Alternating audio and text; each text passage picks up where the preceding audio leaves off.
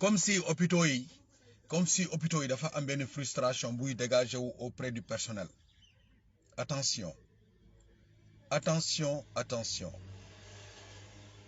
Je répète encore, en matière de sécurité, les 3 points qui sont là sont les points les plus dangereux et les plus néfastes. Le côté de vivre, c'est-à-dire nit ki fi muy dundee li muy lekk li muy naan.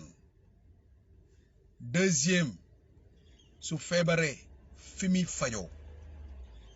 Su feebaree fi muy fajoo. Et troisièmement, les moyens de déplacement. ñett yi dafa combler ci wàllu sécurité bu na sa xee rek lépp yàqu na. Donc suñu jëmee tey ci wàllu nit ki fi muy lekkee amul saine vie amul sécurité alimentaire dëkk baa ngi commencé jël ci ampleur bu graaw boo xam ni Banque mondiale sax signalé na ko. Encore je répète, la Banque mondiale a signalé que l'insécurité alimentaire règne en Afrique. Et on commence à constater cela au niveau du Sénégal. En deuxième position, ce qui est plus dangereux en faveur type 1, moi les hôpitaux. Là où on soigne la peur, on n'invite pas la peur. Là où on soigne la peur, on n'invite pas la peur.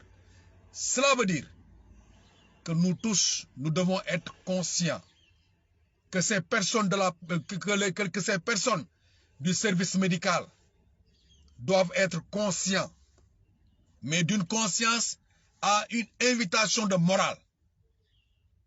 Ben faute mun naa am faute bi nekk involontaire mu war a am ay interprétation yu tergiversé ba mun a créer benn frustration. Amoon na ca Louga ñu jàppee ko benn affaire ku nekk génnee fee vidéo kii wax lii kii wax lee. Et alors apprenez que ces personnes de santé ce sont que des êtres humains comme nous. Ils se sont portés volontaires pour faire vivre des gens, pour faire sauver des gens en leur péril. Tey bu ñu ñëwee di teg ay explosion ay court-circuit au niveau des hôpitaux, il y a qu'une chose à revoir, c'est d'affecter ces gens de ce milieu qui sont de maintenanciers, de la maintenance, qu'on leur donne les moyens qu'il faut et rétablir les hôpitaux à la protection électrique et tout ce qui est matériel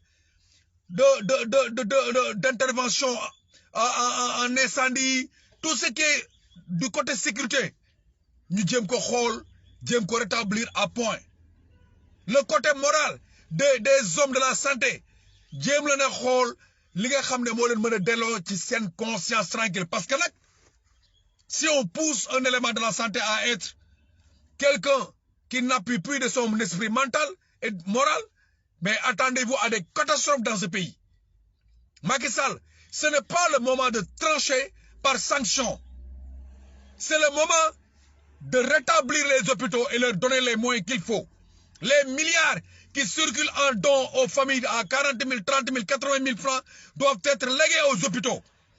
Rééquiper les hôpitaux, menez-les à des statuts normaux.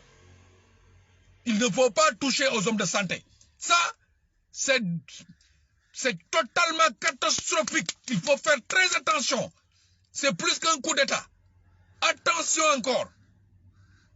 Attention de tout ce qu'on a besoin et que de chacun demain aura besoin, on doit y tenir compte que il faut le moral, il faut la conscience. Attention encore. Une affection de sabotage risque de profiler dans les hôpitaux. Faites très attention. Attention encore.